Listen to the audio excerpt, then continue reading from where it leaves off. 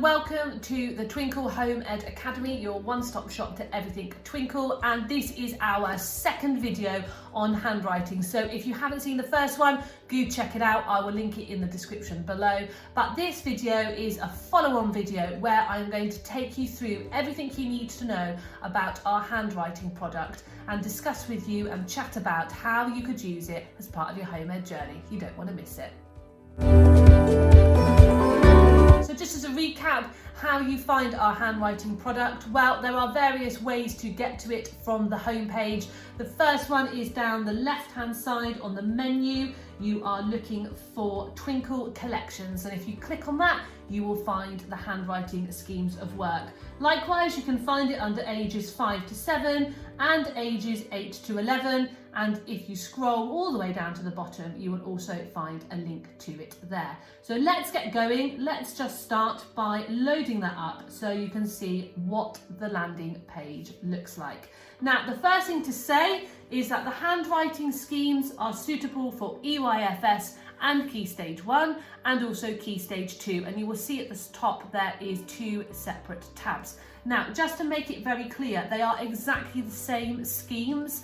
The difference is that the Key Stage 2 have slightly more grown-up illustrations, and that is so that children who are developing their handwriting between the ages of 7 and 11 don't feel that the resources are a little bit babyish. But the actual logistics and the mechanics of the lessons are exactly the same. So you need to first of all decide whether you're going to select Key Stage 1 or Key Stage 2. So just do that now and start by selecting whichever one is correct for you. I'm going to start with Key Stage 1 and I'm going to show you what the page looks like.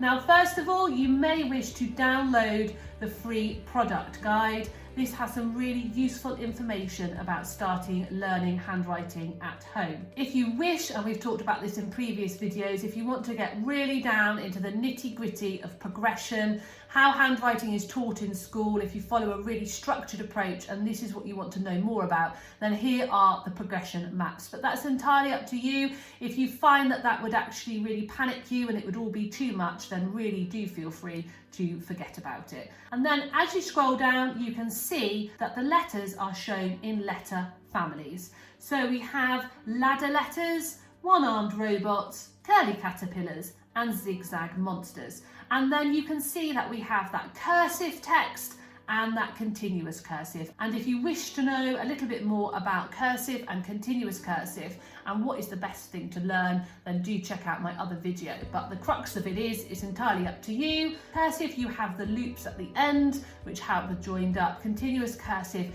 you have loops in and out. So it's whatever works for you. Do check out how these letters are formed and choose whichever one you think will work for you the best. So we click on one of these packs. If you go for the ladder family, for example, then what you see when you open it is a whole series of lessons.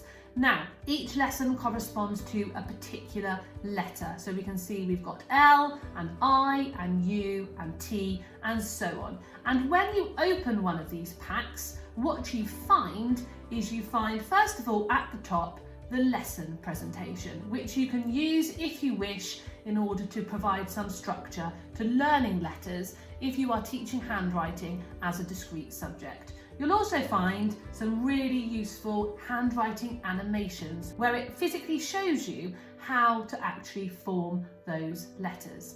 You also will then find some information about how to get the perfect handwriting grip and how you can look ready for writing with your seating position.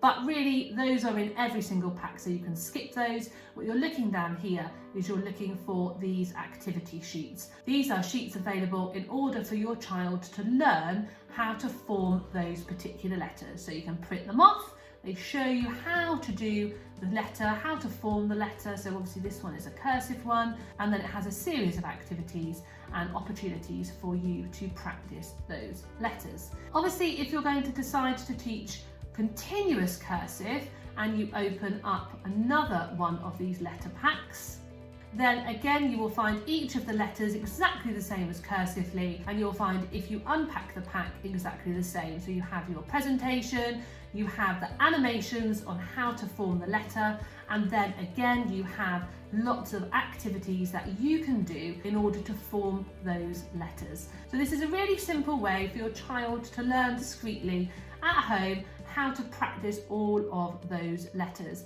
Now, I did mention Key Stage 2. If your child is of a Key Stage 2 age, then again, if you just click on Key Stage 2, what you find is exactly the same. But when you click into those letter packs, what you find, as I've said before, is that the illustrations are for a slightly older audience. What I would say to you is that what I have talked about first of all is how to teach handwriting as a discrete subject. So sitting down and actually concentrating on learning and developing handwriting. And as I mentioned in the previous video, this is totally not for every child. It certainly wouldn't work with my eldest, who would have no interest in learning and developing their handwriting as a discrete subject. But do not fear, because the handwriting product has something that would really help and work for you guys to do it on the go. If you scroll down, you can see handwriting practice booklets, and these are booklets that are on specific themes that you can download and use as part of your project work. So for example, we have